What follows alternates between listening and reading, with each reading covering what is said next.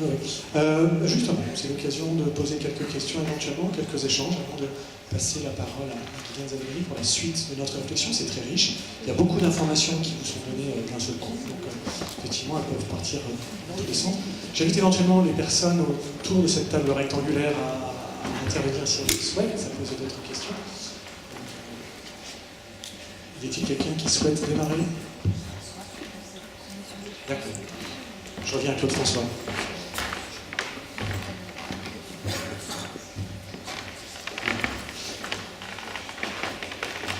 Des questions. On a vu déjà dans les échanges qui paraissaient qu'il y a une première question. Je poserai la question. Allez-y, je vous en prie. Oui.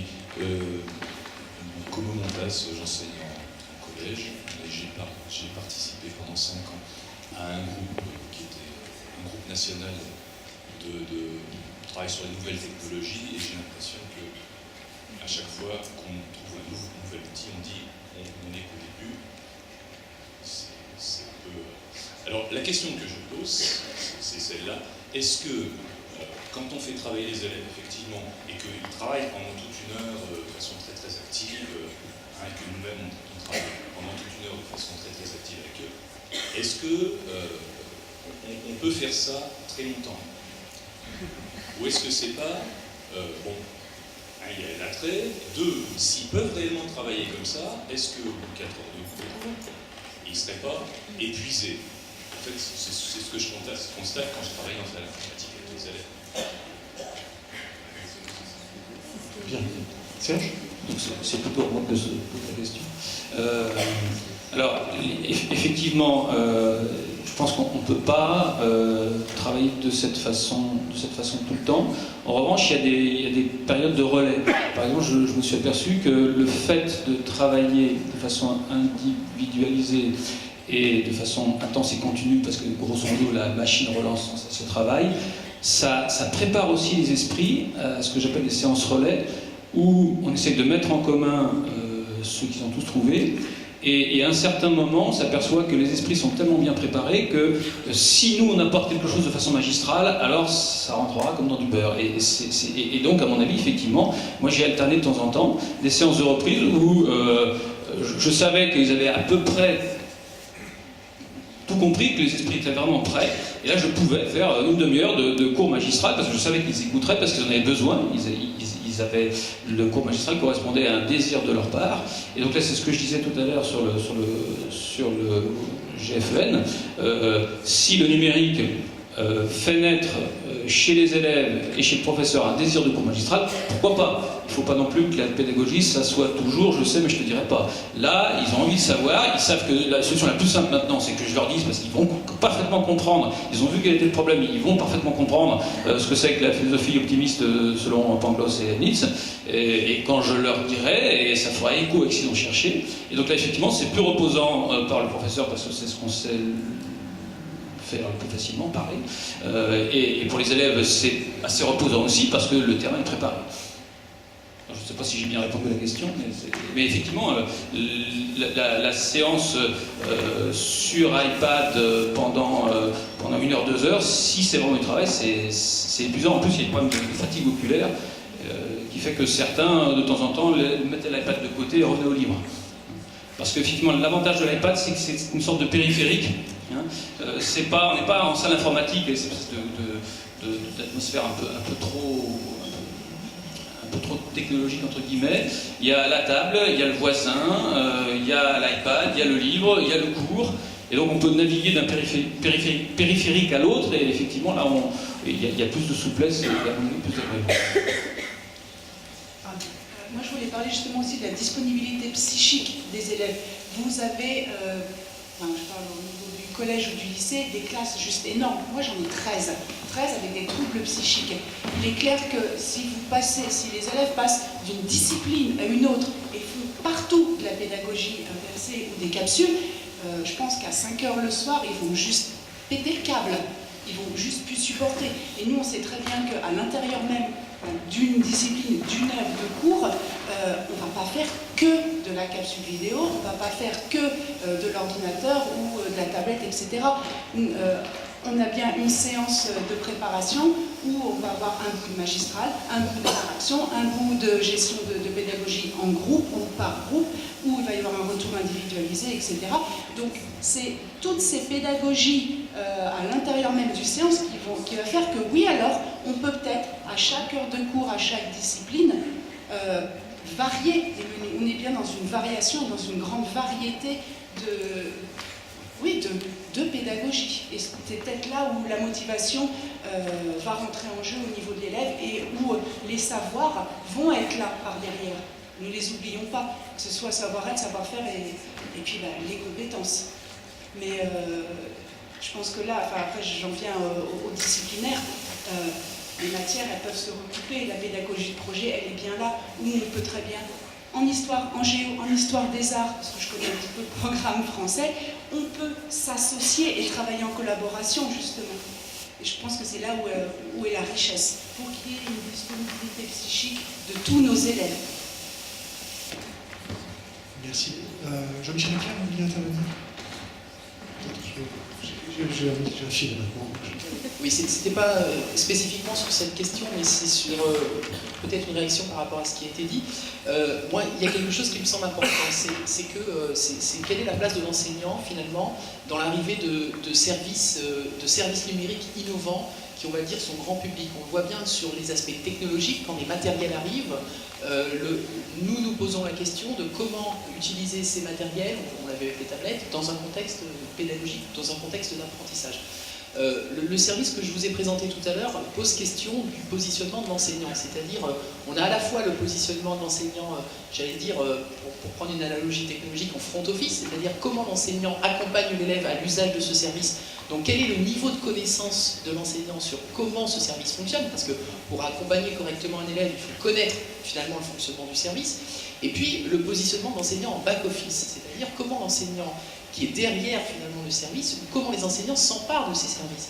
Parce que n'oublions pas que des systèmes intelligents vont arriver dans la vie courante, c'est-à-dire que quand je vous parlais d'interaction client sur les services marchands, cette interaction existe, donc comment s'empare-t-on de ces fonctionnalités technologiques dans le cadre de l'enseignement.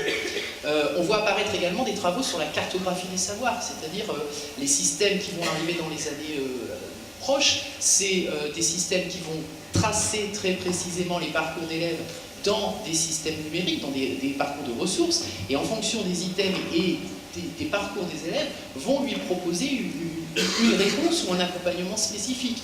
Donc il me semble extrêmement important, en tant qu'enseignant, de se positionner en arrière, c'est-à-dire en back-office et en paramétrage de ces systèmes-là. Parce qu'autrement, on va disposer de services dont on ne maîtrisera pas forcément ni les algorithmes, ni les fonctionnalités d'accompagnement. Donc cette place de l'enseignant sur à la fois l'accompagnement de l'élève, mais aussi la mise à disposition et le paramétrage du service me semble essentiel. Juste une chose aussi par rapport au passage à l'écrit, c'est effectivement une complexité et une problématique qui s'est posée à nous quand on a mis le service en place. Comment peut-on accompagner un élève en difficulté sur la formulation des questionnements à l'écrit? Donc les premières expertises nous ont montré qu'on ne pouvait pas aujourd'hui avoir des systèmes qui permettaient de travailler en voix. C'est-à-dire qu'un système dynamique, intelligent, comme je vous l'ai montré, n'existe pas aujourd'hui avec une réponse vocale et un questionnement vocal. Ça nécessite trop de ressources au système, trop de temps machine. Donc on a essayé de résoudre ce problème par la mise en place d'un recorder, c'est-à-dire qu'un élève qui ne peut pas poser une question à l'écrit peut s'enregistrer, et donc l'enseignant-tuteur lui entend la réponse et lui répond à l'oral.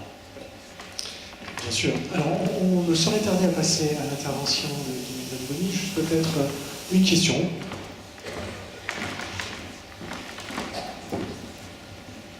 Pascal Boiry, doyen des IAIPR. On a vu des dispositifs innovants, on a vu des enseignants innovants, on a vu des outils innovants. Et par rapport à tout ce qui vient d'être dit, je m'interroge si parfois il n'y a pas des contradictions entre ces trois entrées. Je prends en partant du dispositif d'école, en croisant ce qui a été dit sur le dispositif d'école et sur les observations d'ici au Prat. Ce qui m'a interpellé, c'est un petit peu la première conversation, avec l'élève qui dit Joyeux Noël, et la réponse de l'avatar qui est merci, mais on n'est pas là pour faire la fête, on est là pour travailler. Donc déjà ça m'interpelle un petit peu, parce qu'on ne pouvait pas partir faire des maths à partir de Joyeux Noël. Et donc on casse un petit peu une envie, et puis clac, on ramène finalement à quelque chose de très...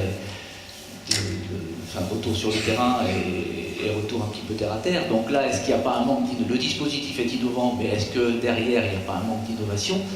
Et puis, on voit, quand le système ne fonctionne plus, on voit dans un établissement, finalement, les enseignants sont un petit peu désemparés. Et donc, finalement, est-ce qu'il ne manque pas un peu d'innovation aussi là? Qu'est-ce qu'on peut faire autrement? Et on voit que Freinet faisait de l'innovation avant qu'il y ait des TIS. Donc, on voit aussi dans les établissements, dans les collèges, qu'il y a des IDD qui peuvent conduire à une pédagogie de projet, mais que ces heures d'IDD qui sont affectées à tous les collèges, finalement, sont utilisées pour faire des groupes, donc une pédagogie pas très innovante. Donc voilà, il me semble que nous, notre problématique, il me semble que la problématique éducation nationale, c'est comment rendre les enseignants innovants. Et est-ce que les dispositifs, parfois, ne peuvent pas avoir l'effet inverse? Répondre sur Joyeux Noël, parce qu'on s'est posé la question, est-ce qu'on ouvre un service qui n'est pas totalement intelligent immédiatement et on massifie l'usage, ou est-ce qu'on le paramètre? On nous a dit, si vous voulez ouvrir un service comme ça, et si vous voulez qu'il soit performant, il faut entre 6 mois et 3 ans. Parce que quand on pose Joyeux Noël, il faut que derrière Joyeux Noël, il y ait toute l'arbre de connaissances. Donc finalement, que vous lui... Là aujourd'hui, effectivement, j'étais très transparent dans ce que je vous ai montré. Si vous lui souhaitez Joyeux Noël, joyeuses Pâques ou bonnes vacances, il va vous dire je suis là pour travailler. Parce que finalement, le paramétrage aujourd'hui, c'est une question sociale de ce type-là. On renvoie vers je suis avant tout là pour t'aider. Mais l'objectif maintenant, c'est que les enseignants qui sont derrière la machine vont paramétrer ça avec derrière Joyeux Noël, des séquences et un accompagnement vers des séquences. Mais effectivement, il faut du temps, c'est des systèmes qui doivent être nourris en termes de base de connaissances, et ça revient à ce que je disais tout à l'heure, par des enseignants, parce que si on fait faire ça par des gens qui n'ont pas finalement qui n'ont pas les connaissances sur les compétences à travailler, on risque d'avoir un système qui va être déficient en termes d'apprentissage. Une autre réponse à apporter à l'intervention de M. Boiry?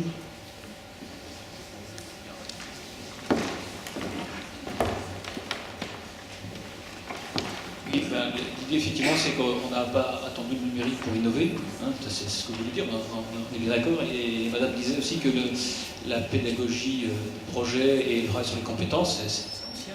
Hein? Non, l'idée simplement, c'est qu'il faut... Parlez bien au-dessus de l'esquimau. L'idée, c'est qu'il faut... C'est tout début. C'est l'innovation. L'idée, simplement, c'est qu'il faut éviter l'entrée par les outils. Oui, pas se dire, il faut absolument demain que je fasse le numérique, qu'est-ce que je pourrais faire? Bien sûr, c'est tout, hein. Le numérique est un outil pertinent et à un certain moment pas pertinent du tout. Dans le travail que j'ai fait faire, j'ai voulu demander aux élèves de faire des cartes heuristiques pour présenter une typologie du mal, etc. Et je suis passé par ce qu'ils faisaient, ils m'ont dit ça sert à rien. Effectivement, dans le projet que j'avais conçu, je me suis aperçu que ça ne servait à rien, donc on a laissé tomber la carte heuristique. Je suis d'accord avec vous, c'est pas une fin en soi. Je le reprends. Merci bien. On va s'arrêter là pour le moment, pour laisser la parole à Guinette Zaliboni. Je vous remercie très chaleureusement, mesdames et messieurs, d'avoir participé à cette table ronde. On peut les applaudir, je crois.